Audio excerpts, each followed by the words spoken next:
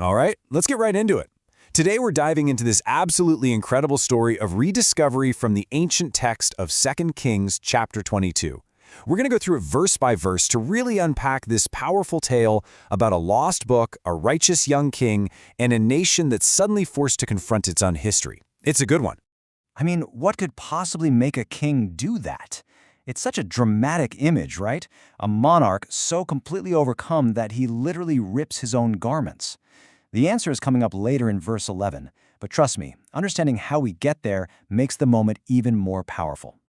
Okay, so let's start at the beginning, verse 1. This is where we meet our main character, Josiah, the king of Judah. And as you're about to see, he's not just any king.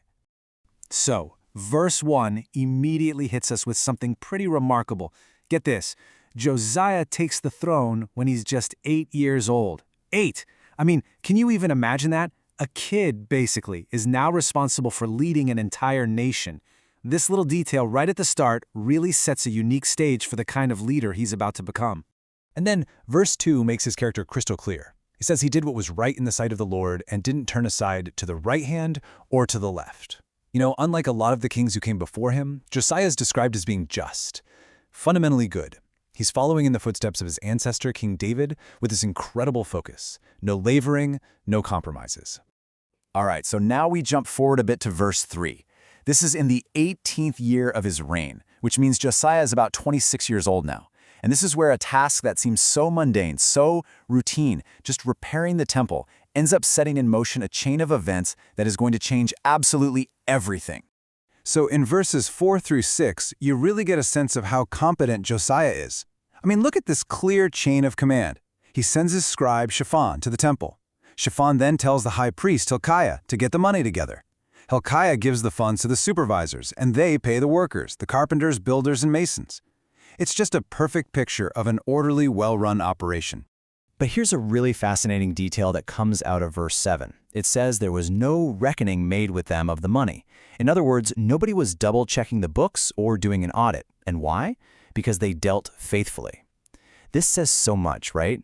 It reveals this incredibly high level of trust and integrity running through the entire project, from the top all the way down. So it's right in the middle of all this organized, honest repair work that our story takes a massive turn. You know, amidst all the dust and the rubble of the construction, something is found. Something that had been lost for a very, very long time.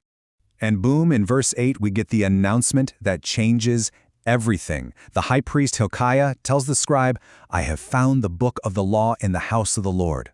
Wow. I mean, just let that sink in. Most scholars believe this was an early version of the book of Deuteronomy, a foundational text for their entire culture, lost for who knows how many generations, suddenly rediscovered in the temple rubble. Well, as you can imagine, that news travels fast. Verse 10 tells us the scribe, Shaphan, takes this ancient book straight to King Josiah. And right there, in the royal court, he reads its powerful words aloud to the king for the very first time. And here it is. In verse 11, we get the answer to that question we started with. The moment Josiah hears the words from this book, his reaction is immediate and it is extreme. He rent his clothes. So the next big question is, what could he possibly have heard that would cause a reaction like that? Okay, so we really have to understand what this means culturally. This isn't just a king having a temper tantrum. In the ancient world, tearing your clothes was this huge public sign of the deepest possible anguish. It was an expression of utter horror, profound grief, or deep personal repentance. Josiah is just completely undone by what he has just heard. Verse 13 tells us exactly why he's so horrified. It all clicks into place for him. He realizes that the laws in this book, they've been ignored for generations. His nation has been living in total disobedience. And he says, "Great is the wrath of the Lord that's about to be unleashed on them." He's not just sad here, he is terrified. So desperate for some kind of clarity, Josiah needs to hear a divine word. In verse 14, he sends his top officials to a prophetess named Huldah to ask, essentially, what does this all mean? What's going to happen to us? And Huldah's prophecy, which we get in verses 16 through 20, is this stark two-part message. It's really a story of two different fates. For the nation of Judah as a whole, judgment is coming. It's unavoidable. God's wrath, she says, shall not be quenched. But for King Josiah, personally, there's a message of mercy. He will be gathered to his grave in peace and will be spared from having to witness the disaster. So, why the different fates? Why judgment for the nation but mercy for the king? Well, verse 19 gives us the reason, plain and simple. It's because Josiah's heart was tender and he humbled himself before the Lord. His genuine, heartfelt repentance was heard and it was honored, even if it couldn't stop the consequences for his nation's past.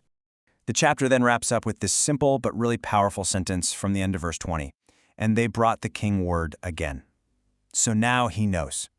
He knows the terrible fate awaiting his kingdom, but also the personal peace that's been promised to him. And that, of course, leaves us with the ultimate cliffhanger.